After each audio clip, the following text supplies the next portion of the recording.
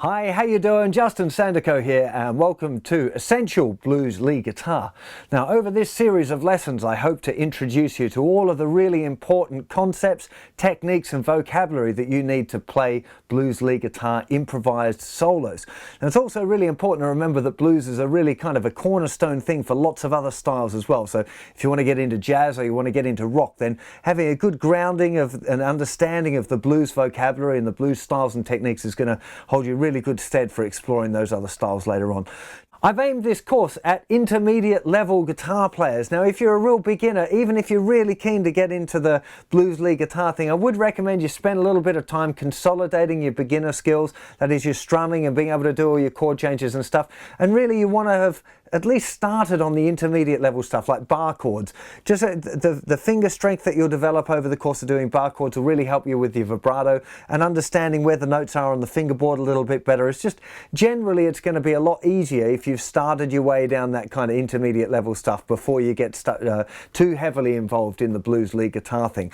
We're going to be starting off this course with a bit of conceptual stuff. Mainly we're going to be looking at the blues language, because if you understand how the language works, it makes everything else fall into place that little bit easier. You know, when you're learning a scale, you know it's the alphabet, and when you're learning a lick, you know it's a word, and you know that you've got to practice putting your words together in a nice way that speaks to people so you can communicate using the blues language. It's a really big deal.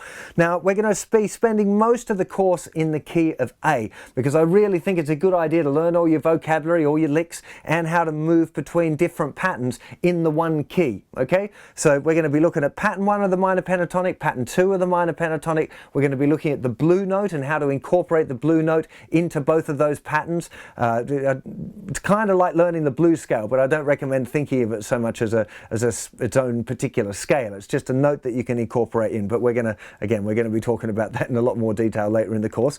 We're also going to be looking, of course, at the techniques that you need, particularly string bending and vibrato, which are two really key techniques if you're going to play blues. Without string bending, it's very difficult to say many of the really common blues words, and vibrato is one of those things. It's kind of like an accent. It makes your blues sound authentic, and if you leave it out, it'll always sound a little kind of flat. Okay, so one last thing before we get started. It is really important that you do a whole lot of listening to the great blues masters. If you're going to try and learn to play blues lead guitar, you need to be listening to Albert King and B.B. King and Freddie King and Stevie Ray Vaughan and Eric Clapton and whoever else it is that you really like. So pick the guys whose blues connects with you and try and spend like a half an hour at least a few times a week where you do nothing but really concentrated listening.